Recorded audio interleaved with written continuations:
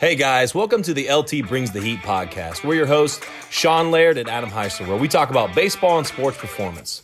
With topics ranging from coaching, business, and player development, our goal is to bring you a no BS approach to development in baseball and sports performance. Hope you guys enjoy. Let's rock and roll.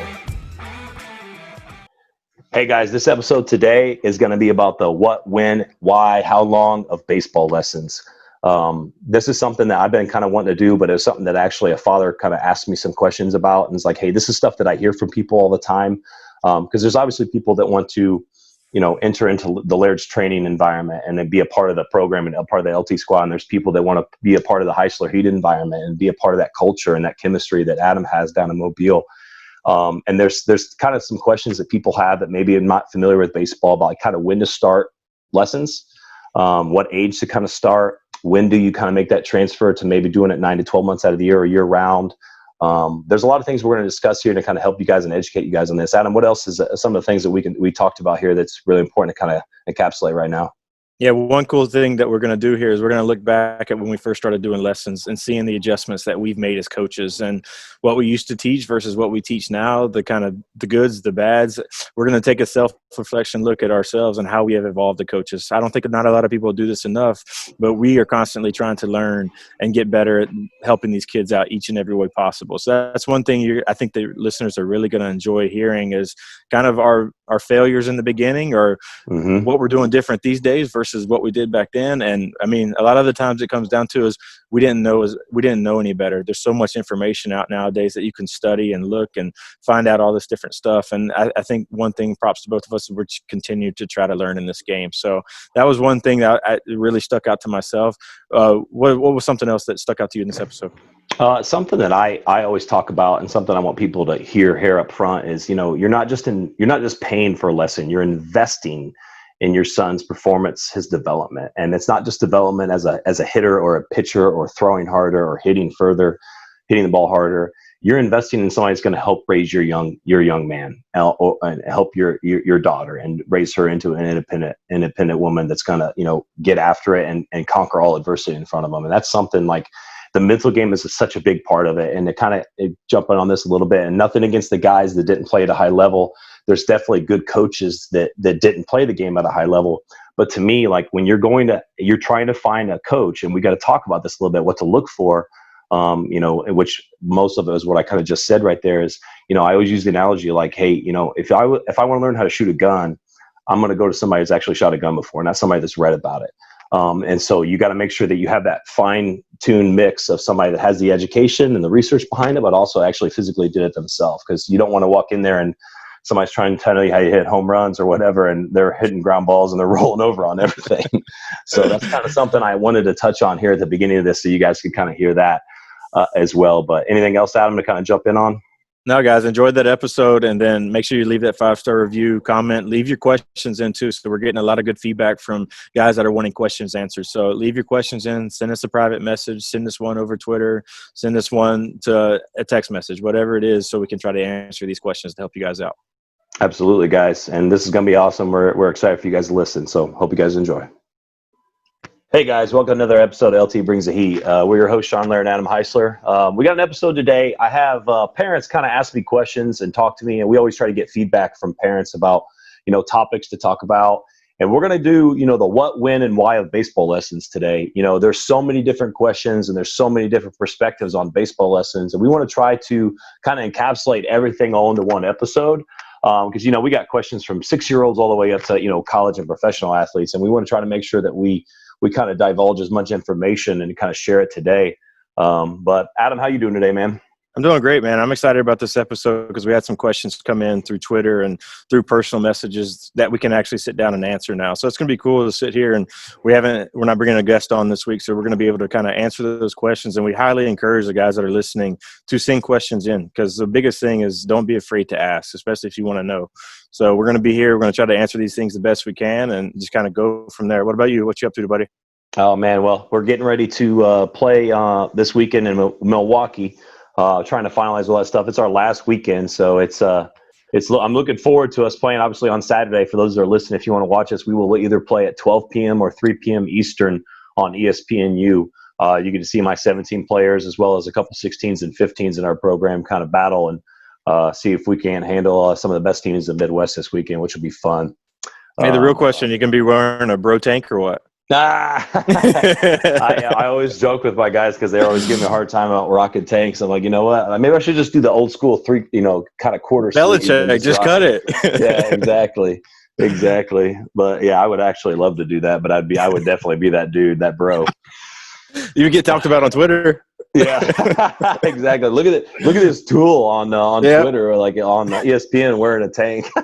Summer travel ball coaches. Here we go. Yeah. Exactly. But all right, well, we're gonna jump in. Like I would say the most consistent question that I get specifically, Adam, and I'm sure you get it too, is like, when should I start my son or daughter with baseball or softball lessons? Like, what's a good age to start? What's your opinion on that? Yeah, I mean, it varies for different level athletes, I would say. So it kind of ultimately, you've got to look down and sit and see where you're at and where your kid's at, I guess athletically, but at the same time, the drive that they have, are they in the park ball? Are they in travel ball? Do they just kind of play just to have fun? Like, let's just kind of start there. And if it's something that your kid is serious about, you can see it and he showed a passion for, then I would say start as early as 8 or 9 years old, because the big thing is if you can learn proper mechanics, whether it's throwing or hitting at the younger ages, then you're going to kind of be ahead of the game going forward. And what I mean by that is we're not going to be teaching an 8-year-old or a 9-year-old kid the same exact thing that a 19-year-old kid is going to be doing from a technical standpoint. One thing we like to talk about with our young hitters is we're going to have a simple cues of swinging fast. You're going to keep your head down and literally just try to destroy the baseball. And it's funny, everybody's like, what, that's it? And you let them learn how to use their body and put their body in the right positions. One thing we don't do is cookie cut everybody here, and it's not you have an ABC swing. It's going to be all the athleticism and what's kind of in your tank and let you learn how to have these movements. And then what I always say is it's easier to have big movements and scale them down than it is to have somebody that is scaled down and doesn't know how to move like that. And so let's let them be big, let them have fun, let them smash some baseballs, and then we'll kind of, as they get older, we'll start to critique, kind of harp in on whether it's barrel turn or direction or tilt or whatever it is that we're going to talk about.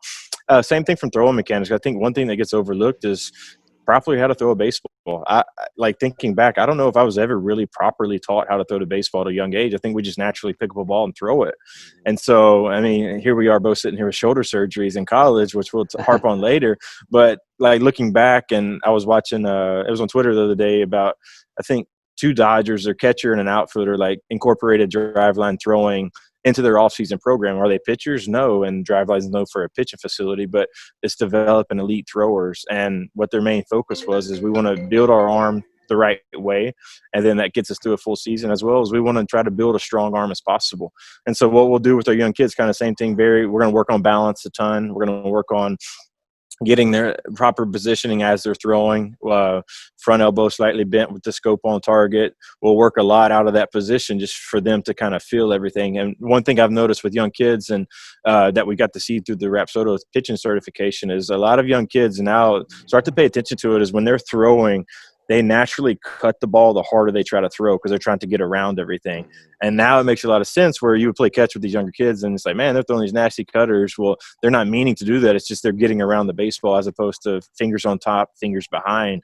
So that's another thing we really try to harp on at the young ages. So when they're going forward, their arm's going to be healthy and they're going to be able to reach their maximum potential. So I would say right around the 8 or 9 range, we'll have kids come in here at 6 years old to hit off the tee, and we'll develop into freaking beast t-ball players. But it's the kids that want to get after it, and they'll come in. And then what from a recommendation of how many times a week, I would definitely suggest staying on a pattern of, if it is once a week, come in once a week. But like we talked about before, is you got to continue to do this work on your own outside of the facility. So when parents come in, we don't put the parents off to the side. Like, we want the dads or moms to come back there and kind of listen what we're saying to the kids, so the kid knows what to work on when they do leave here and go home, and they didn't just forget everything they learned within the past hour, because that will happen a lot. Yep. So we like to challenge our kids here of asking them hey, what'd you learn today? What are you focusing on? And then that way, the next time they come in, it's up to them to, hey, remember, coach, this is what I need to work on. We know what it is, but we want to see if the kid remembers. That way they understand they're taking accountability and they're working on the stuff outside of the facility and at home. With that being said, that I kind of just ran through, what's kind of your idea of maybe the best age to do it at, or how many times a week they should come in, or how many times a month? What do you think is kind of the best facet that you've seen since you've been doing this a little bit longer? Absolutely. And I think you hit it right on the head, especially when it comes to the throwers. Like, they're so rotational because when they're younger and everything, like the front side, everything flies open and they're cutting balls across all the time. And that's something we see as hitters too, like they're front side dominant guys, and everything is, pull front side to get the barrel through. And there's a lot of other things, and we'll talk about mechanics on another day. But I think you're right on point around that 8 and 9 year old age range. And the biggest thing for the parents that are listening right here is, like, you've got to know, like, hey, I would feel that the majority of parents are like, hey, I will pay whatever it takes to help my kid achieve goals. I just kind of want to know the process, and I kind of want to know what to expect. And a lot of times we get questions from parents, and a lot of times they're really good questions. A lot of times they're, I don't want to say ignorant questions, but they're kind of out of touch. And it's, nothing against them. They don't know the game. But people always ask, like, hey, can we get like 1 lesson a month or 2 lessons a month? And that used to be something we'd get constantly. And it's mainly the younger athletes that we hear that from. And I will say, like, you're right on the point there, is like, when it comes to being successful in anything in life, is you got to show up at something weekly, for like a lesson. Obviously, 1 lesson a week and being continuous with that for a long period of time. That's why we have a 3-month minimum commitment at Laird's Training. So guys understand, like, hey, like, we need that 12 weeks minimum. And, in order for us to maximize movement patterns and create muscle memory, create field, have them understand proprioception, there's so many things that go into it. A lot of people think we're just in there, we're throwing BP and they're hitting a ball and we're saying good job. And that's not that's not close to the case. And if you run into a hitting instructor like that that's saying good job, and it's a ground ball and roll over or something like that, you need to run for the hills, because that's not how things should be. But I think, like, specifically, like, I would 100% be on board of saying that 8, 9 years old, let's get the kids in, because once they get to that 10, 11 range, they're going to be ahead of the game when it comes to those movement patterns. It comes to the athleticism and stuff like that, hand-eye coordination, all those old school things. Like, everybody say, hey, let's work on hand-eye coordination. Like, a lot of that comes with reps. And if you just consider yourself an in-season athlete and you're only working on baseball for that small, especially in Indiana, like, it's 2 to 3 month season for younger athletes here in Indiana. Like, that's barely enough time to do anything when it comes to development. So my big thing with those is make sure, like, hey, like, when it comes to hitting or pitching, it could be either or. Especially with pitching too, because pitching, like you were saying, learning arm action, because if you wait too long to start lessons at a certain point, and like, you can wait till 10, 11 years old if your kid's a little more athletic, that's perfectly fine. But if your kid specifically wants to get better and you see them either right in the middle or right in that beginning range and they really need to take a step up, I would definitely recommend starting earlier. But the big thing is make sure, if you do make that decision as a parent, is be all in. Don't be that person that says, hey, can we come every now and then? And I always like to say, like, you're either all in or you're in the way. And with that type of mentality is, like, as a parent, if you're going to invest in this, don't waste your money and say, hey, I'm going to do this a couple times a month, or, I'm going to do this for 1 month.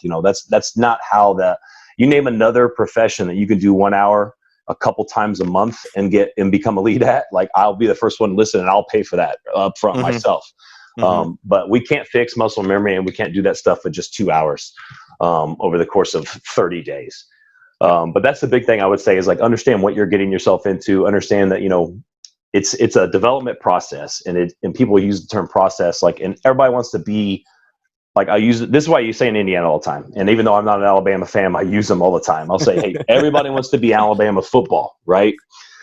Alabama gets these big stud recruits every single year. LSU's and the USC's, they get the same type of recruits, but there's a difference at Alabama. They've created a process and a culture of accountability, discipline. And I believe Nick Saban has as a sign that says, do your job. Am I correct on that? That's correct. Yep. Do your job. So, like, everybody understands that, like, hey, I have my part, I have my focus, whatever my job is, I have to be the best at that ability. And I think when people understand, like, it's easy to say, I want to be the Alabama footballs and the Nick Sabans of the world, but it's another thing to actually commit and do what they do that makes them Alabama football.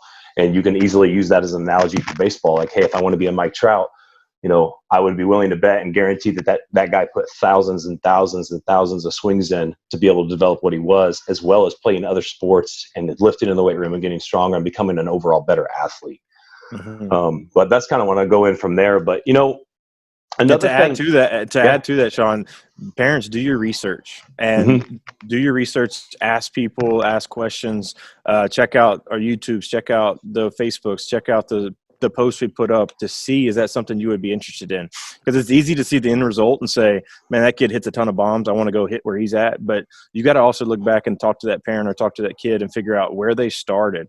And so one big thing I like about video is having kids and that have been in the process and been here for 2 years and showing where they began to where they're at now. So these new parents and new kids can see, like, oh my gosh, like that's the same kid. Like that's the coolest part of the before and afters that I love about when they first come in, trying to get a whole baseline of, hey, this is their day ones. Now let's look 6 months down the road after they came to a program once or twice a week, as well as hitting outside on their own. Now this is the result they're at now, and that's why they can only keep climbing. So going back to what you were saying is do your research on it, as well as don't just go hit with somebody because so-and-so hits there and then you show up and all of a sudden they're not getting any information or getting any feedback that they're actually getting better, that the coach is just saying, great job, you're doing awesome, carry it over, we'll see you next week, and where's my money at, by the way. So I think what the people have to understand is we're setting up people to come in once a week or twice a week and promoting that, and you have your 3-month commitment. It's not to pad your pocket. It's to, what it takes to go into this whole thing. Now, it's a financial investment, yes, but you're going to get way more out of it than if you do the once every other week or once a month we'll come see you, or you'll wait until baseball season's 2 weeks away to, hey, we need to get 4 lessons in this week. No, it's too late. You have to build the stuff and build your routine and build all these fundamentals in the background.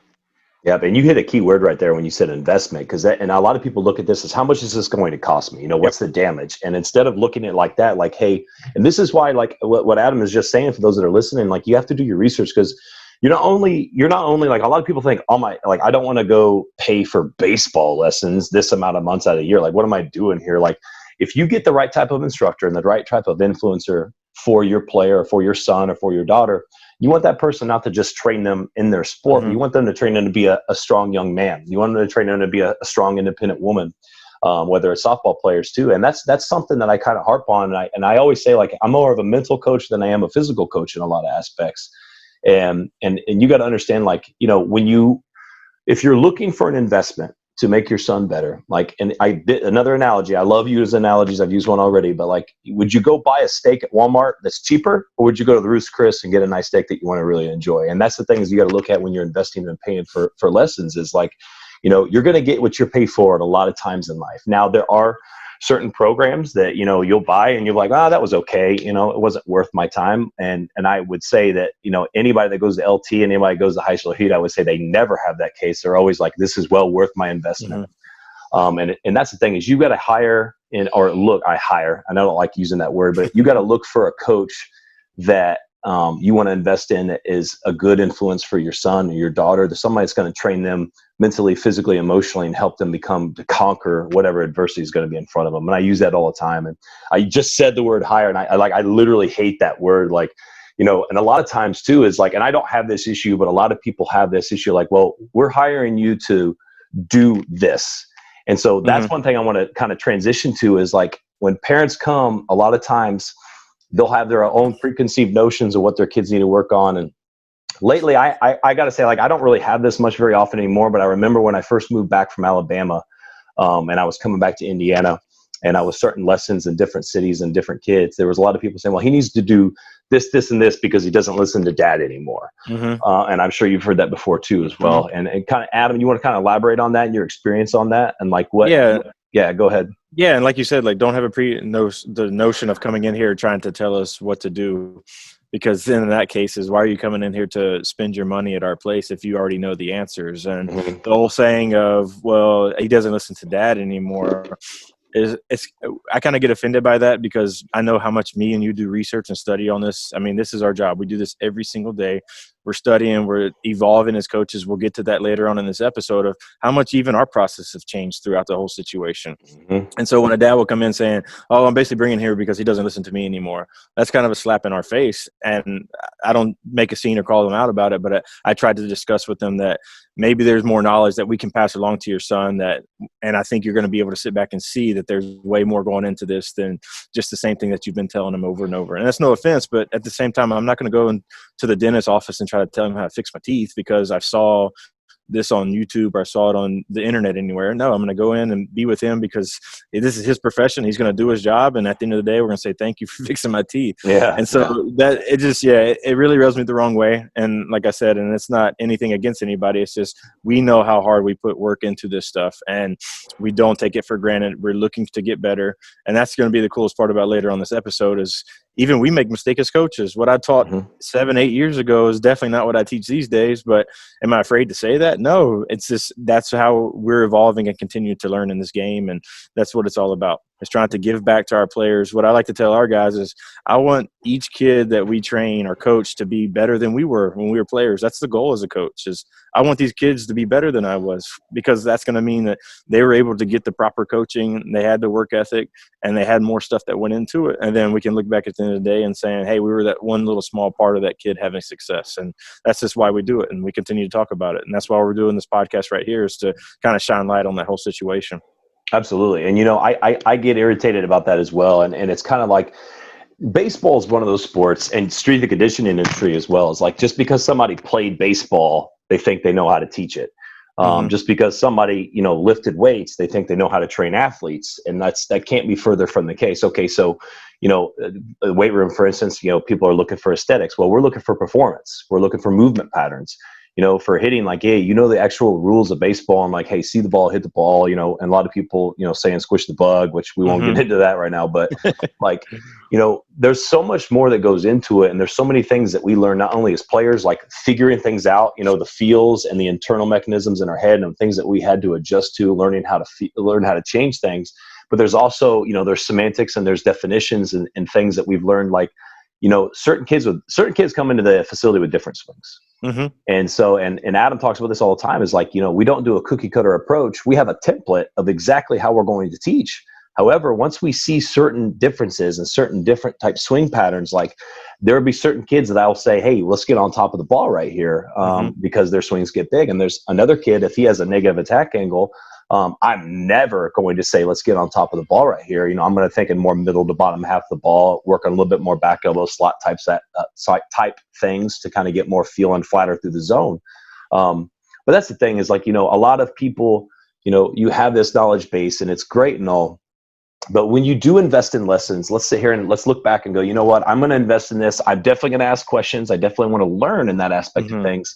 But I'm not going to show up with a preconceived notion that I already know everything going into this and everything that my son needs to improve on. Classic example is I always ask parents, hey, give me your son's strengths and weaknesses. Red flag parents, if you say, hey, my son has no weaknesses or my son's good and on a scale of 1 to 10, he's a 9 or a 10, that's red flags all over the place. Because even Mike Trout has weaknesses. I myself had weaknesses. Adam had weaknesses. If you show up with that type of mentality, in lessons with me, there would be a lot of adversity. And I know it is with Adam as well. We've talked about it on Machine with High Velo.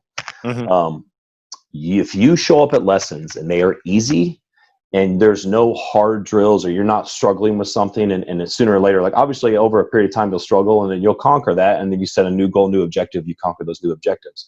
But if it should be fun, it should be a fun environment and a competitive environment, which we'll get into how we organize lessons. But it has to be hard. And your kid should leave sometimes like, oh man, I got to get better. I got to get better. If that doesn't happen, that's not the right place for you guys.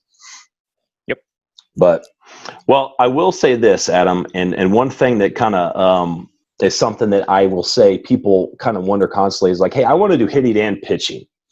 And should I do one for a long period of time and then switch, or should I do every other week? And kind of I want you to elaborate kind of what you guys do and what's your theory on that.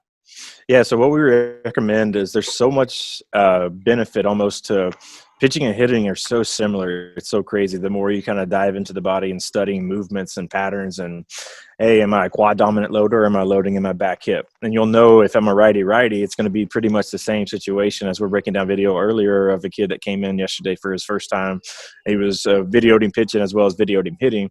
You saw so many similarities of he's loading his quad and jumping forward, both on the mound and as well as hitting. And so his big thing, we're going to have to work on loading through the heel, through the butt, through the back hip to get him to stay over that rear leg longer where the engine's going to be.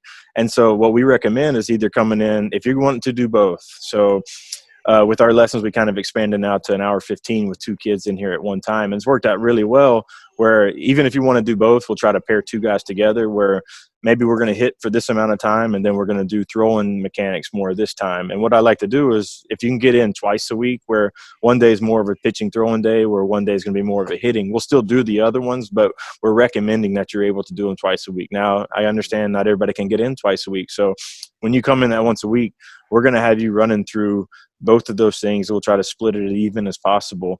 But if you know going into this that maybe you need to work on your pitching more, then we'll recommend, hey, let's come in and really focus on that full hour 15. We'll run you through a proper warm-up. We'll do video breakdowns. We'll get you on the pitching rap soda, see what your pitches are doing.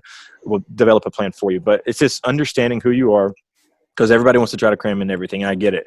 I love that. But at the same time, is understanding your weaknesses and how to improve those, but also at the same time, understanding what you're really good at and your strengths, knowing, and let's keep that. Because if you try to branch out too much, you're going to be maybe average to above average at a lot, as opposed to really good at a couple of few things. And so just kind of know who you are. So, but to kind of answer your question, I think mixing them in together has been perfect. And what we're going to do now that the summer's over, so many of our kids are playing the summer, was in the fall time, if you're not playing, we're going to try to schedule where there's kids around the same age that if they're both pitchers and hitters, that once we get to it, that pitcher may throw live to that hitter. And then we're going to do the opposite. And that's going to help them understand of really getting the competitive atmosphere that we've talked about, as well as working on the things that they're wanting to work on. And you're seeing live pitching in fall where not really a lot is going on if you're not playing fall ball because you're playing football. So that's going to be kind of the next step after Labor Day starts of what we're going to be adding into our lessons and routines to just continue to challenge ourselves and keeping that competitive atmosphere, but at the same time, harping on what their movements need to be and incorporating those two together. From that standpoint, what is something you like to do if they're wanting to do both? Say it's a 12-year-old kid and he wants to do both, or let's do 12-year-old kid first and then do maybe more of a high school kid second. Absolutely. So first things first, obviously it's the investment and what the parents want to make. So obviously financially, like, what do you want to commit to this? And I always will say, like, hey, like, if say somebody's wanting to do 6 straight months or 9 straight months or whatever it is, and they want to do both, I always advise for throwers after the season to have like an 8-week shutdown period of where they don't throw at all. You could go as long as 12 weeks.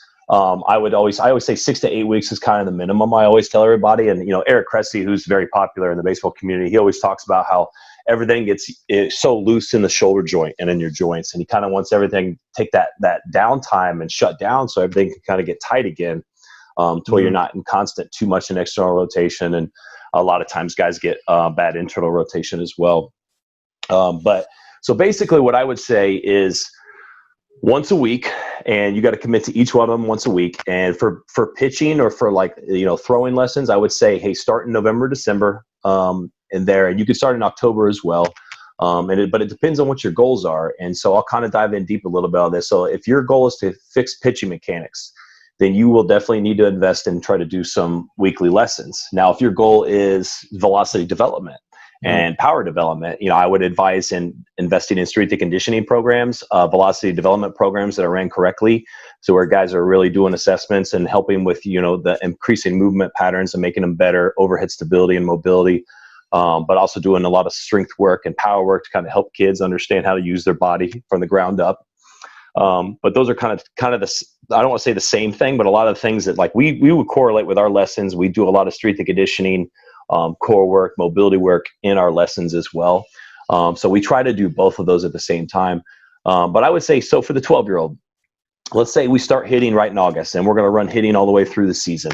From there, the person's like, hey, I want to start pitching lessons. I would say, well, hey, we have an option right here for a 12-year-old. Like, we run our velocity development program in the fall for September and October, So why don't we plan on, if you want to get into this, why don't we plan on having him do that? Because obviously with a 12-year-old and a high school, or a 12-year-old and a college guy, the younger guy, we're going to do a lot more leg drive, getting stronger in the bottom half, getting stronger in the core, kind of teaching him how to throw, trying to kind of teach him how to kind of get into long toss at that age.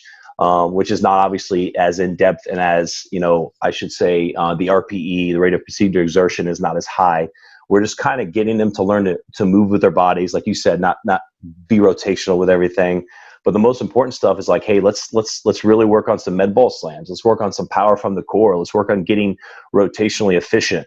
and using the body the right way. There's so many things that we do with the 12-year-olds, whereas older guys, it's like, hey, a lot of times they'll play fall ball, and it's like, hey, let's develop as much velocity as we can. Let's develop as much power as we can while increasing mechanics as well, because a lot of mechanical part are in that right before we shut down. So I would advise doing something like that, and then maybe you shut down October, November, and you pick back up for pitching lessons in December and run that through season.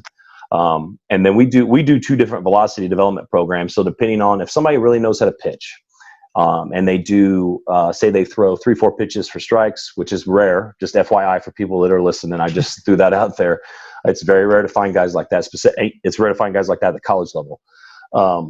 But if there's a guy that can pitch really well and the velocity is not necessarily there, I would advise, hey, let's work on velocity development programs and a strength conditioning program.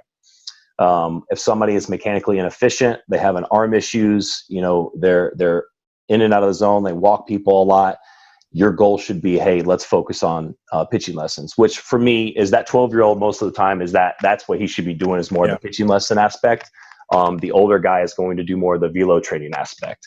Now, I said that earlier about 12-year-olds doing a velo camp because people always ask, like right now it's, Driveline's popular, everybody's popular, like, hey, let's throw harder. And I'm all on board with throwing harder, but I'm a firm believer in, like, I don't have guys use weighted balls. We use weighted balls, but we don't throw weighted balls because I feel like developing the guys from the ground up, getting them stronger. It's kind of like, in the weight room, like we're going to teach a guy how to squat correctly, and we're going to build him up to 500 pounds. We're not going to just all of a sudden throw that 500 pounds on his back, like with a weighted ball in a scenario like that. And we'll have a conversation about weighted balls in an episode about that in the future. But so I'm kind of getting off into a rant here a little bit, but for the hitters, that's something for me is like, that's something you could do year round. That's something you could do all the time, depending on your financial commitments. And we'll kind of get into that question next. I would say start as soon as the season's over. If somebody's playing football and you want them to kind of take a couple months off from football, go for it. Take a couple months off from football. Take those 2-3 months off. And then right when football's over, commit to that 9 months out of there. I know we have guys that start football, and if they go long into the season, they won't get done until November. So you're kind of stretching it when you get to that aspect of things. But now from the high school perspective, and this is where kind of things kind of change. Like people want to know, like, hey, when should I commit to year round or 9 to 12 month out of the year training? So I always like to say middle school is the decision maker, like that 7th, 8th grade maker. It's like, hey, if my son wants to play college baseball, if my son wants to get bigger, faster, stronger, if my son wants to hit harder, throw harder, that is the time, that 7th and 8th grade is like, hey, maybe we should start investing in that 12 month a year training or that 9 month a year training so we can get maximum as much as we can out of this. And I know there's a lot of people going, oh man, this guy's trying to advocate. So a lot of people spend the money. And I will tell people up front, and the people at LT will know, like, hey, like I'm not in this, like, obviously I need to make money to put food on the table. But I started Laird's training to help train guys and help train athletes. It was a part-time job with me running as a strength and conditioning coach in high school. And it was something I had a dream of making it full-time. And I didn't know I was going to pull the trigger on that quick. And I ended up going full-time. And it ended up being my main job in 2014. But it's like, I'm going to sell the product and the results first. I'm not going to try to sell people and get people to buy in. Either they are in or they are not in. And for me, it's about, hey, like, you show up first lesson, you're immediately going to know this is a different atmosphere. And if you want to have that atmosphere, if you want to have your kid at that next level, there are certain things you got to invest in. Now, there are some guys that, I was an elite athlete. I was one of the top ranked hitters coming out of the state of Indiana when I was in high school. I had a hitting coach. And I know that some things, like people are like, oh, this is only for guys that, need to develop. Well, this is for everybody. This is for everybody from all facets of the game, whether it's beginners, intermediate, and guys that are advanced. But for you, Adam, like, say if you got a guy, and I know you just started doing your kind of your pitching and your development and the kind of velocity programs. When guys come to you for pitching, like, do you kind of focus on the pitching lessons first? You kind of push them, and I want to say push them, but advise them and kind of guide them into the velocity programs? Kind of how do you run that? Yeah, so it depends what time of the season it's going to be. If it's kind of in season or you're getting ready to start your season, we're definitely going to focus more on the pitching lessons from a mechanical standpoint, throwing strikes, developing pitches that you can throw for strikes.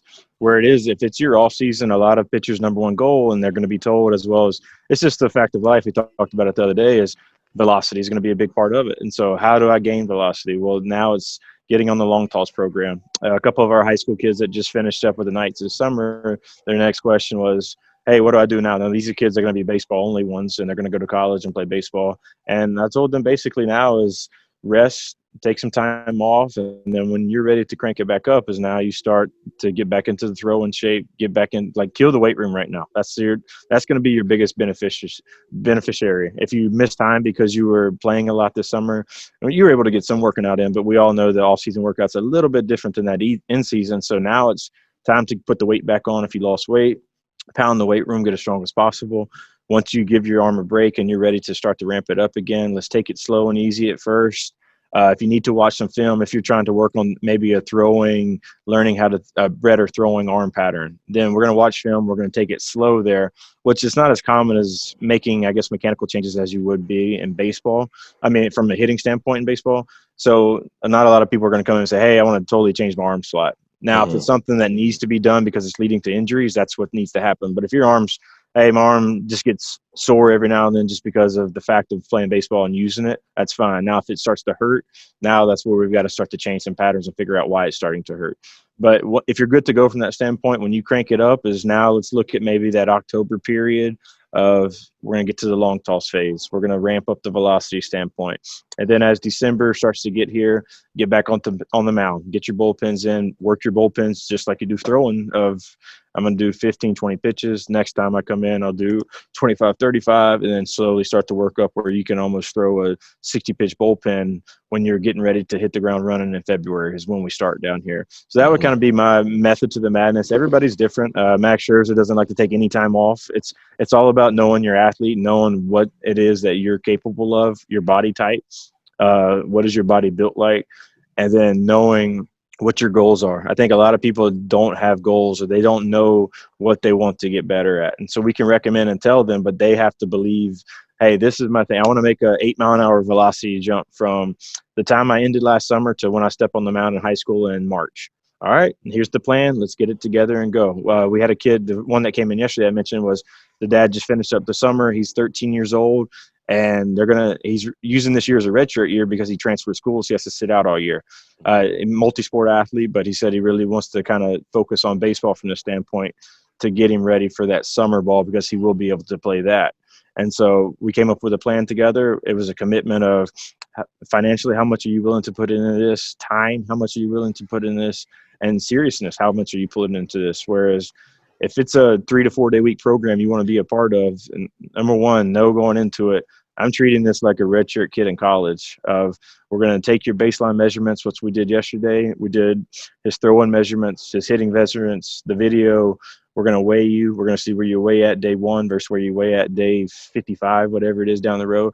We're going to kind of put you through some rep maxes maybe just to see where you're at right now. Now we can build a plan to start to track the progress, and everybody wants to see the progress, and the best way to show them that is the backing up with the data, not just like we talked about before is, hey, you're getting better, well, prove it to me, show me that I'm getting better, I'm getting stronger, I'm weighing more, I'm throwing harder, hitting harder. Now we're going to be able to track that. So it's going to be really cool to see that this kid made that investment. And I think we've talked about it before is now that testosterone is going to be starting to flow through their body as they're hitting puberty, this is a great time to get into strength and conditioning, especially if you've never done it before, because now you've got a natural test booster running through your system that you've never had before. And so you can almost use this like as a half leap year maybe to gain that advantage. So when you pick the bat and ball back up to play your first game in the summer for this kid, he's going to feel like a whole different athlete. And that's our plan going forward with him. And props to him and the dad. I basically told him, we'll come up with this plan, but it's a commitment. You're not signing a contract, but basically it's a verbal commitment to myself as well as all three of us are spitting here that this is what you want. This is the roadmap. Now it's up to you to show up. And if you show up, you're going to get the results out of it. You show up, you put the hard work in, the results are going to come. So that would, I know I kind of got off on a tangent there, but that would be my suggestion to what to do.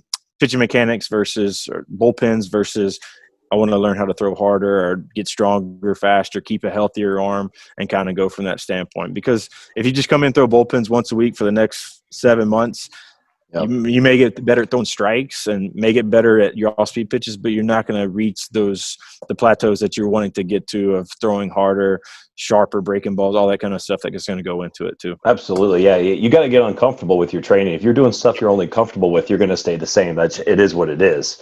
And I think to encapsulate, well, kind of what we're both saying, because I feel like we're on the same page there, is, those young age groups, those 8 to 12, 8 to 13, you're going to focus on lessons at that point in time. You're wanting to get more athletic, and we highly advise you doing, speed training and workouts and training, strength and conditioning. Like, I start kids in the weight room at 11, 12 years old at LT. But when I say strength and conditioning, that's playing other sports. That's wrestling, that's playing football, that's sprinting, that's jumping. There's that is strength and conditioning. That is training. You're training your kid to be an athlete right there. And that's at that young age group. It's like, hey, let's focus on that. And so when that comes to that is your developmental aspect. You're doing lessons probably around 3 to 6 months out of the year at that age, and maybe you're 6 to 9 months out of the year. I would personally say it would be 6 to 9 months out of the year at that age. And then once that 13, 14, like Adam was saying, once their kids are hitting puberty and you're starting to get to the point where their goal is to play college baseball, now you're looking at that 9 to 12 month out of the year goal is like, hey, this is where we're going to focus on really getting after it. And like Adam said, like there's different goals. Like there's different times a year we're going to focus on long toss. Well, long toss is going to be usually, obviously, but you're going to focus on a little bit more. The volume is going to be a little bit higher when you're building up and kind of getting your arm in shape and in the strength conditioning aspect of things. And that's something that's completely missed. And I'm just going to go ahead and say on here for, I don't know how many times we've said this on the podcast, but mass equals gas. Like if you weigh 150 pounds and you're a junior in high school, you're behind the 8 ball. Like you have to get stronger. And I think last week I spoke, or it might've been the week before, is like, if you're 5'10", 5'11", you're looking at 195. 195 is what you're looking at wanting to be, somewhere right around there, 190, 195. If you're 6'1" plus, you want to be up there that 205 range, 215 range, somewhere right around there. Obviously, the taller you get, you want to put more mass on from there. That's a big thing for me. And does that kind of round that up for you, Adam? You agree with that for the most part?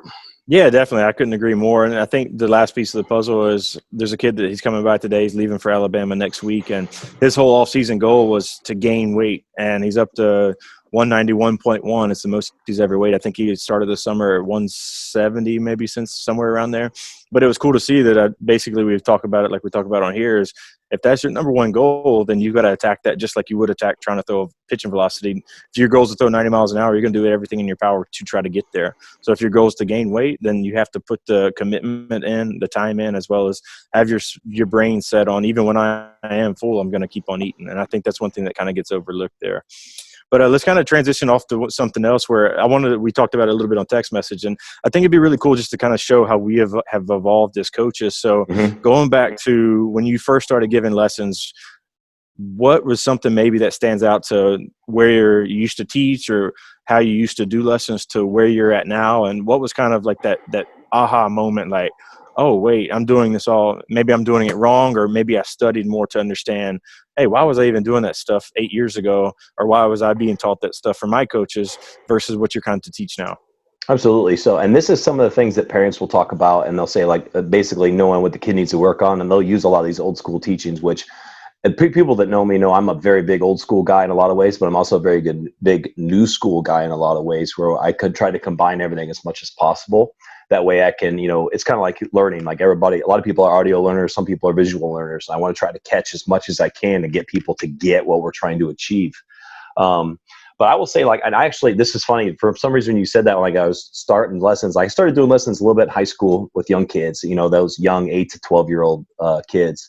And then in college, obviously, my last couple of years, I started doing lessons, which ironically, I had a kid when we had our first, my daughter, Scarlett, in the delivery room. I got a call from a dad who I gave lessons to for the few months down there about saying, hey, thanks for the foundations and everything. My kid's going to Auburn, to go play baseball. And he's from Mobile area. And I honestly, if that person's listening, I'm so sorry. I forgot the name. But I remember Lauren kind of answered the phone and she's like, who's calling my husband? And in the middle of this delivery, but that was just such a cool experience. But back then specifically, and to kind of go into depth back then in my first couple of years, like everything was everything was internal. I didn't really talk about much. And this is before text started going around. I always would say inside top half the ball, which I still use. Everything I'm going to say I still use, but it's for different hitters and different fields and different movements here. But everything is like, hey, we're going to hit the inside top half of the ball. we're going to rotate hard. And I really didn't use squish the bug, ironically, because I never really felt that I did that. And I'll kind of go into a rant here in a minute, but a lot of the philosophy is like, hey, let's hit line drives. Like, I never was a guy that said, hey, let's focus on hitting ground balls. I've always been an advocate like, hey, we're going to hit line drives. And I also used to be a guy that's like, hey, like, you know what the answer is? Let's go oppo. So we're always going to go oppo all the time to help the swing path to get them through. And some of the kids that didn't necessarily have a lot of that quick twitch, they were getting beaten, fisting balls off to that side of the field. And that's something over the times like, hey, like, I'm not doing something here. I've got to train more. Like, it used to just be hitting all the time. Like, that's all we would do. Yeah. And then as I got older, I realized, and I say older is older in the years of doing Laird's training, and doing lessons, kind of like the weight room. Like I always say, everybody's training age is 0. They're a baby when they come in the weight room. And over time, you're 1-year-old, 3-year-old, 4-year-old. So at this point in time in 2020, I'd say, for the lessons, I'm around 15, 16 years old, I guess, in lesson aspect of things. Now it's, okay, let's help the kid move better. Okay, let's help the kid get some more mobility. If his core is weak, we're going to do a lot more med ball rotational stuff, try to get him stronger in the core, med ball slams. We're going to pre-activate and kind of get the CNS activated before the lessons. So like our lessons, we cap kids out at 3 in our lessons to keep the semi-private atmosphere in our lessons now. And we have 3 stations essentially in our lessons. We have the station that's in the cage with me. We have a drill of the day or a drill for that kid in the hole. And he's working on, say, if a kid's chopping, we're going to work on a swing path to kind of flatten him out to the zone, have that slide up swing to the zone, keep the barrel in the zone for a long period of time. Say if the kid is really big in his swing, maybe his drill for that day is going to be more high tee, or he's going to hit some weighted balls to make sure he's hitting it solid and staying behind, as opposed to hitting that frisbee with a weighted ball. And then we have a developmental strength station where we do a lot of wrist roll. I'm a big advocate of wrist rolls and grip strength. We do grippers, we do crushing grip strength. We do some extensor work too for the throwers to kind of keep their arms healthy, because everything we do is crushing. Not to get too off on that tangent, but we'll do the med ball rotational throws in that station. I have a lot of rotational stuff. We use a lot of PVC, a lot of racks to kind of work on kids, get more rotational and more powerful from not just their bottom half, but for their torso too. We work on hip shoulder separation. All these things that I was like, well, what the hell is that? Back in the day, like all these things, like you kind of forget what it's like to not know what you're doing. So a lot of the foundations, I will say, like in my head, everything I wanted the kids to do back then is the same as it is today, but how I teach it is completely different. Like everything was feel back then. Now I talk about feel and make sure kids understand the difference between feel and real. Like, what's your bat path actually doing, right? What do we want it to do? Do we want it to be in the zone for a long period of time? Yes. Well, what do you need to feel to get that to happen when the ball's at the bottom of the zone? What do you need to feel to get that to happen when the ball's at the top of the zone? When you're facing slow velo versus when you're facing fast velo. I like to break down like certain type of pitchers, when to start your timing, because I also think that in lessons, like people kind of focus too much on the bat path instead of like, hey, let's make this more realistic. Let's work on timing with slow pitchers. Let's work on timing with fast pitchers. Let's work on hitting curveballs and changeups. Back in the day, it was just, hey, let's hit the tee. We're going to do a lot of tee work, and then we're going to do some flips. And that was pretty much the lesson. Now, we're working on speeding the hands up. We're throwing hard. We're throwing slow. We're trying to get them to control their bodies. We're doing so many other things. And we do a lot of constraint drills to kind of force them into certain positions, because a lot of kids, like, you can tell a kid and yell at a kid to do something as much as you want, but a lot of times that kid physically cannot get it done. Like, so parents that are listening, like, there are the parents who'll say, I keep telling him to do this and he's not doing it. It's not because the kid's not trying to do it. It's that he physically cannot do it. It would be equivalent of telling a parent, like, hey, go bench press this 225 pounds 25 times. The guy gets to 1 and he's like, he's done. I'm like, what the hell are you doing? You got 24 more reps. Like that's what you're asking your kid to do a lot of times. Like, there's a lot of kids that, the core weaknesses and to kind of give people an example, like, you can pick those kids out easy. You see a kid that has balance issues, he's swinging and falling all over the place. You change speeds on him, he's falling all over the place. He has no balance while he's going into his load and his separation. His shoulders are fine. He's doing this, I call it the teeter-totter, like kids when they're taught to load, they're like, hey, let's transfer the weight to the backside. And they go, they're doing this stuff, this teeter-totter action. I'm like, no, we're trying to, like, let's keep the torso balanced. Let's use the bottom half and kind of get into that coil and get into that feel in the legs, really keep the heel on the ground. Because that's another thing is I used to be like, it's ball of foot, ball of foot, ball of foot. Everything we do in athletics is ball of foot. And then I was literally just doing a lesson, and I was like, I want you to, let's put some more weight on the heel here, because he was too much on his toes, and like he's quad dominant, like you were saying, instead of really activating the posterior chain and getting in his backside. And I took a couple hacks. This was, I can't remember when this was. This might have been like 2015. It was a long time ago. And I took a hack really trying to drive my heels in the ground. I go, oh my God, what was that? In my head. I was like, that was a laser, man. That felt good. And I literally like, and this is the cool thing about doing what we do. Like, I do 20 to 25 hours of lessons a week, right? I know you do too. I learn every day. Like there's something I learn every day, whether it's learning for a specific kid or learning like every day. I'm like, oh, I got this idea. I need to write this down real quick so I can add this. I mean, there's so many things that I've changed and done different. Like I do a lot of heavy bag work. I know, as you know, Adam, me and you used to beat the hell out of sledgehammer and tires all the time too, which I still utilize as well. Now I know how to program it better than us just going balls to the wall and doing 150 swings every day. Exactly. Yeah, there's so much stuff. And for the people who are listening, like these are the things that we're talking about that we spent hours till 2, 3 in the morning researching, learning, reading. These are times that we sat, and I can't tell you how many times I was sitting in the bed. Lauren is, asleep, my wife, and I'm sitting here writing notes down. I'm saying, oh man, like Eli, I know I need to work on with him. This drill would be awesome with him. This kid right here. And I'm just trying to think, like, for the most part, I would say kids will have about the same 5 to 6 flaws. And at young ages specifically, as you get older, it gets more advanced. And like, what are the best drills that I can create to help with this, as opposed to drills that were just taught to me? So I'm a big believer of creating new drills a lot too. But Adam, what's kind of stuff that you used to do versus now, and kind of things that kind of really changed your attitude on teaching and helping guys at this level? Yeah, when I first started, I was probably in college, something around the same time. So stuff I was teaching was stuff I was being taught. And so one in particular was we would do high tee, but our goal of the high tee back then was you try to hit the high tee straight into the ground. And that's what I taught was, hey, I was taught this, so we're going to do the same exact thing. I was taught foot down early all the time. So I used to tell my kids all the time, hey, you got to get your foot down and then try to swing off that. It was just different things. It would always start off on tee, like you said, tee, and then we go front toss and maybe mix in some batting practice. But there was definitely never any video that we did on any of the kids. Like I would see the kid do it, and I'm like, oh, that looks good. But there was nothing, no proof that it was working, wasn't working, anything from that standard.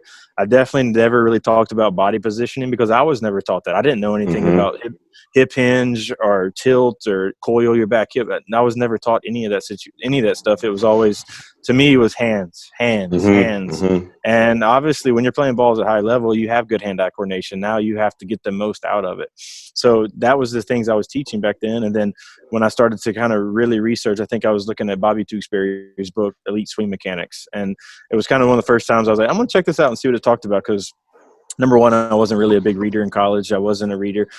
Personally, looking back at my old swings, I just got away with good bat-to-ball skill is what I got away with. And it wasn't until I kind of learned later in my career of how to use my body the right way, like, oh, I can actually change this stuff and add a leg kick in, add a hover move.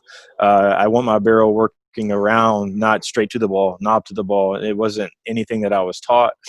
And then I started to watch big leaguers, and it's something I wish I would have done a long time ago. And I joke with my dad all the time. I'm like, Dad, why don't you just show me Barry Bonds or show me Ken Griffey and say, every time you swing, you're going to try to swing like those guys. And joking with him, but at the same time, I'm like, dang, if it was serious, like there's no telling what would have happened, just because I think they have some of the best elite swing mechanics out there all on their own. Whereas they were being told to do something totally different, but yet when you watch their video, they're not doing anything like that.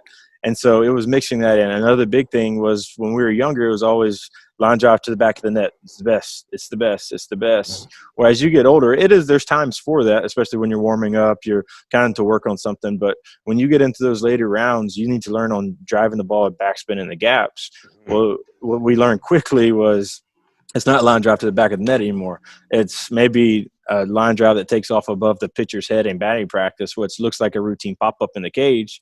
And then you get actually on the field and you're like, oh, wow, that's the ones that are driving the balls in the gap, not the one that's line drive back at the pitcher's face. And so that was a big aha moment for me, was when I finally learned how to I love the batting cages, because whether you can stay inside, you don't have to go scramble all around, pick up baseballs after you hit on the field.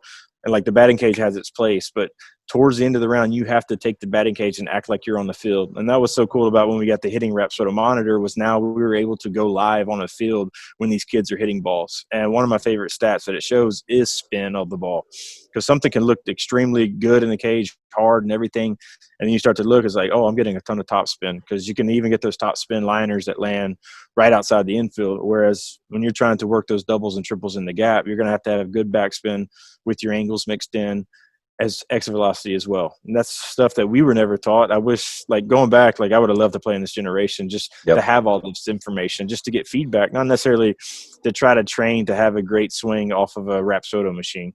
No, that doesn't mean anything. I would want one on the field for in-game, especially on-field batting practice. If I can't get on the field that day, let's go to the cage, but I'm going to work on, all right, I'll set the slider machine up, and then I'm going to work on driving the ball for me left center gap. And let's see if I'm able to actually do that. Now, what's that going to look like in the cage versus what is it looking like actually on the field? So when my stuff started to change there, I teach stuff totally different than when I was teaching kids back then. It wasn't – I just didn't know any better. And I think that was the biggest thing, is we started to do research. Like you said, we'll stay up till 2 o'clock, 3 o'clock at night to learn different types of stuff. And it's not one swing that we're creating. We're creating balance. We're creating power position, how to get the most out of your body. Squish the bug. I used to teach kids squish the bug because I was taught, as well as I watch a kid hit and I see him stuck on the ground. I'm like, that doesn't look right. Hey, take your shoelaces, turn them to the pitcher. Well, nobody ever asked why. And so I just, hey, that's what I heard. So, hey, let's do the same exact thing. And honestly, it wasn't until one of my Pro Bowl coaches, I remember specifically, was having me try to do a top hand drill, one hand drill, but it was totally what I do different now. He wanted me to throw it like a hammer, like throw it down, roll the wrist, throw it down, create backspin. And like, I asked him one day, like, why am I doing that? And he didn't have an answer for me. And that's when it honestly was like, this guy is in professional baseball teaching me. I'm playing professional baseball, but he doesn't know why he's teaching me that. And it probably goes the same thing for him, is somebody taught him that, so he's going to pass that knowledge along because he doesn't know any better. Yeah, conventional wisdom. Exactly, that's 100%. And so now we work the total opposite of, I'm going to try to keep my top hand, my palm up as long as I can to not break my wrist and roll. I want to have my barrel in the zone longer and stay through baseballs. And for listeners out there, go watch Dodger games. I will love watching the Dodgers game, because you'll see in between pitches, those guys, Mookie Betts, Bellinger, Turner, in between pitches on their practice swing, they're literally taking 3/4 swings without rolling the wrist. Watch Mike Trout. He barely ever gets to extension. Extension was a big word that was always used back when we were coming up, like extend. Well, before you know it, you're having young kids, is how early can I extend through the ball, as opposed to staying connected, and then the extension will happen. And it was just a cool topic to bring up, just to see how we have evolved the coaches, and we're learning different stuff. And hey, not everything is right for certain people, but like you mentioned, we have the foundation of what is the main flaws at youth ages, middle ages, pro ages, and how can we continue to fix those and work on those and get into that thing. Because you mentioned earlier, everybody's a different learner. Some are visual, some will just feel it and feel it out. And so you just got to know what your athlete is and go from there and have a game plan for them. One thing that we don't do a lot of times is, not everybody when they come in does the same exact drill, because this kid may not need this one, while this one needs something totally different. So we'll have kids where we're hunting, hey, guys, you got to try to create good backspin in the gaps. Is, all right, hunt the bottom inside corner of the ball. Well, now if they're missing underneath it when we go to the hack attack machine, you'll hear me I'll tell them something totally different of, hey, you're swinging underneath the ball now. And they're like, what? Well, you're just telling me to try to hunt this. Well, the hack attack's got velo behind it, and it has natural rise to it. Now you have to change your thinking of stay on top of the ball. And so these kids are looking at me like, Coach, you're telling me something totally different. And so it's funny, but that's what it has to work in order to make this stuff happen. And now it teaches them how to make adjustments on the fly. And so it was just cool. The more we kind of sit here and just dive in, and even talking to each other, and we'll come up with new drills that, hey, man, I did this one the other day and it worked really well with this kid. And you give it a try and see, oh, yeah, that does work really well. Or you give it a try and say, hey, it didn't help that kid at all. Because there's been stuff like we still get wrong. We still do stuff wrong to this day that we're trying to fix. I was big a couple of years ago, and even probably 2 years ago, of, hey, I want that front foot open. I want that front foot open. Yeah. Well, now that I watch, is like, especially with the younger kids, just they started to leak that front foot right away, and all their power was going towards third base dugout and spinning off balls or filleting shallow fly balls to right field. And then I start to watch, and I'm like, well, big league hitters do it. Well, I think they do it naturally on their own without trying to do it, where we were trying to implement, hey, get as much hip rotation in as possible. And it was kind of, we were creating some great flip hitters or batting practice hitters, man. They could yank them, but when they came in that game, they weren't able to take that to the next level. So now we'll do something totally different, whereas we're trying to stay square to the plate as long as possible, because the pitch always comes from the same spot no matter where. It's all, for the rest of your life, it comes from that pitcher's mouth. So the more you can stay on line with that pitch, the more is likelihood you're going to have a success to barrel the ball up. The more you start to get away, whether that's internally turning in too much, you're going to fly right back open. Now you're going to have issues of coming off the ball, pulling off the ball, and that's something that we don't want. But at the same time, we were trying to teach just rotational power, which is important, but it was, these younger kids were kind of overdoing it. And so we scaled that off and was like, hey, instead of working that position, let's getting our heel down soft and easy and keep the head still. And another big thing that we're going to talk about is the balance standpoint is huge. I don't think it's talked about enough. But looking back, when I would do this 8 years ago, I would say balance, but I never showed them what balance meant. It would just be like, hey, you got to balance. Now we're going to sit into a hover position and hold that for as long as we can. Hold our rear hip, hold our back leg, hold that chain, and that's what balance is going to be. We're not going to have our head sliding back and forth and doing everything. That's one of the biggest things we see is they're trying to get into it so much. And we talked about it's easier to have big movements than to scale them down. Is when these kids come in with extremely big movements to create power. All right, you have it. Now let's scale it down so you're more consistent with that power. It's not 1 out of every 10 I'm driving the ball in the gap. It's 6 out of 10 I'm driving that ball in the gap. And I'll say this is I'd much rather give a little bit less exit velo from that standpoint if it's more consistent. Meaning it's a beat around the same number. So maybe you're not hitting 90, but you're popping 87 8 out of 10 times, as opposed to hitting 90 and then all the other ones are 77. And so now it's just building a plan and going together for them. But that's just kind of, I mean, we could go all day about this stuff of what we used to teach, what we teach now, and old school, new school, because we both agree on the same thing of we try to bridge those gaps together. There's not one way or another to do this thing.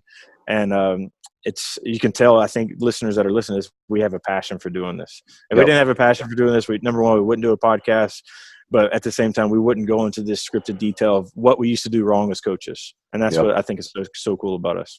And to kind of explain this, and this is something I always want to explain to people too, is, back in Indiana, it was swing slightly down. Like that was what was taught, swing slightly down. And that was something, that I took the approach a lot of. And then once I started seeing some Big 12-6 and big sliders, that mentality killed me in college, killed me. And I literally found out by accident by just tinkering around and doing some drills. And I started doing this drill. I'm like, man, I'm swinging pretty good right now. I'm feeling good. And it's the inward turn drill. I talk about it all the time. And I was like, man, I feel really good. And literally after I got done playing, I started watching some of the few videos I had, which the kids nowadays are spoiled. They get to see every swing on video every nowadays. Swing, yeah. And I didn't see that stuff. And I was like, oh my God, my swing looks different here. I had more of a slight upswing my last 2 years. And it's not a coincidence that my power numbers went up and my batting average went up my last 2 years of college. And I started being able to keep my front shoulder on and hit those curve balls better and hit those sliders better. And that's one thing. And I, to the old school mentality, to the credit, and I guess that's not really a credit, but I kind of explain this to people, and this is why it's important, again, to be an athlete, be explosive, and be strong as hell and lift in the weight room. And what I mean by that is a lot of these guys, like the Barry Bondses, I don't know what they were taught specifically, but I know what the old school mentality was. And I would be willing to bet the Albert Pujols of the world, the Mike Trouts, there's a lot of them that were taught a lot of these old school methods. And their reel was completely different than what the old school methods were saying. How did that happen? Why did that happen? It's because they're athletic. It's because they're strong. It's because they're quick through the zone and they understand what they're trying to do. They're trying to do damage in the gaps of the field. And that's something to kind of understand and think about, like, hey, when all else fails, your athleticism and your projectability, AKA your projectability, is going to help you and it's going to help save you for certain things. And that's something I always talk about. And I always like, yes, there's a lot of guys that were taught incorrect things. But the talent and the skill plays a big role in it. And part of that talent and skill starts with, doing the stuff outside the lines fine tuning your swing. Cause we talked about it all the time like that. I love doing the long tee drill to kind of clean up the swing path, the high tee, long tee drill, hitting line drives to the back net, hard line drives. But like Adam was saying, like that's a routine. That's something to get a feel. And then you want to finish with more game-like situations where you're driving balls in the gaps with backspin and you're doing damage, because that's what you're going to want to do in the game. If you don't practice that stuff, how can you expect to do it in the game? And that's kind of things that are, and that's why, as coaches, and, we're trying to tell you guys like when to sign up for lessons, what to do, how long to do it. These are things that took us years and years and years of doing this every day to figure out. You can't show up in the middle of a season and do lessons for 3 months or a week or a month and be like, hey, I'm going to figure this stuff out. This is all of a sudden I'm going to click right there. It's like, no, it's like you got to commit to yourself for a long period of time in order to get those feels and figure things out and get more. Like every single year when guys, we just started technically off. I always consider that second week of August as off-season training. We started doing a lot more weighted bat work, underload training, overload training, that we usually don't do in season because I don't want the guys to be physically exhausted, because they're going to leave lessons like beat up almost in a way, not to the point where they're crawling out of there, but to the point where like, man, we're taking some hacks. We're working hard today. Like we're really getting after it. Whereas in season, we're working on timing, we're working on feel, we're working on fixing some things and adjusting to mindsets and stuff like that. But there's so much that goes into this. So when you guys are signing up for baseball lessons, you're not just signing up for somebody to hit a ball, throw a ball. You're signing up for a program. You're signing up for a process. You're signing up to be that Alabama football. You're signing up to be those type of people. Is there anything else you want to add on, Adam, before we kind of close out here at the end? Yeah, one last thing to add on is just these kids are pretty much our best advertisement. I mean, when the kids that have success, everybody wants to know where they're going to get extra work in. Or more than anything is when a kid that has worked with us relentlessly has a different looking swing than most kids. There's there's something different going on. Or one of the biggest compliments some of these kids will hear is, man, that's a major league swing right there, or a big league swing. Like, why doesn't my kid swing like that? Yeah. And when these kids start to understand that and almost pass this knowledge along is when it gets so cool. There was one in particular that's been with us for 2 years, had an awesome summer. But the coolest part about it was he was passing on the knowledge to guys on his travel team. And he would start to understand it. And it was like, hey, give this a try. And he kind of took the same approach that we take. It is when a kid comes in, we're not going to tell them 8 different things they've got to correct in that first day, because the kid's going to walk out of here more confused than when he came in. But it's going to be slowly but surely, we're going to start to slide some stuff on their plate, and they're going to start to eat it. And all of a sudden they're going to start to want more. And then when they start to want more is when it gets fun, because you can really dive deep with a younger athlete about this stuff. So kids and parents out there, know that you guys that hit consistently, train with us consistently, are our biggest advertisement out there. We could do all the advertisement we want on social media, but if kids are having success, that's what a reflection of the coaching that they're getting. And like we said all the time, is the kid reaps all the benefits of it. We're just that small part that kind of helps show them the way. It's up to them to take that and carry it over to the field, as well as to carry over that work into the off season or away from the facility, but they have a plan and they know what they're working on. So keep it up. And we're excited about this episode, and we're going to be excited just to keep on doing this and sharing stories about this situation. It's fun. These times fly by, man, whenever we're sitting here talking about different stuff. And I'm just looking forward to more in the future. Absolutely. Absolutely, guys. And to give you an example, like, I played 4 or 5 sports growing up. I knew that I wanted to be a college baseball player. So I made it upon myself to make sure I swung at least 2 times a week in the off season and during other sports. I talked to other kids, football players. They're doing the same thing. They want to do the same thing. And the guys that I coach in the summertime, whether they train with me or they don't train with me, they're training with somebody else. Those guys are making an intent to, hey, I want to get more prepared for college. I want to get myself and set myself apart. So you can't compare yourself to those guys that are getting those results in our biggest lane. That's the thing, is like in this business, somebody passing the word on and, hey, go to LT, or hey, go to high school, or heat. That word of mouth is by far our biggest referral business. And when those kids are tearing it up and they're doing well, like, don't just sit there and say, oh, I'm going to show up with this guy, I'm going to tear it up. Like Adam was just saying, like, you have to put in the work that kid put in. You have to be the athlete that kid is. And you obviously be your own person, but that's something to understand, is like, hey, there's a process to this. You've got to be able to buy into that process and, make an honest decision with yourself in the mirror and, attack those weaknesses. But yeah, man, this was a great episode. We're looking forward to you guys, getting able to listen to this and kind of go from there. We got a great one next week. We're going to talk about strength conditioning, the when and whys. We're going to go a little more in depth in that, my experience with strength conditioning as well as Adam's, because there's a lot of people, and we'll kind of talk about like choosing between that and lessons, because there's a lot of people that want to do strength conditioning only versus just doing lessons only, or some people like people doing both. We'll talk about all those aspects of things, how to develop skill, but most importantly, how to develop yourself as an athlete. But hope you guys enjoy. Make sure you guys leave that 5-star review. And until next time, guys, we'll see you later.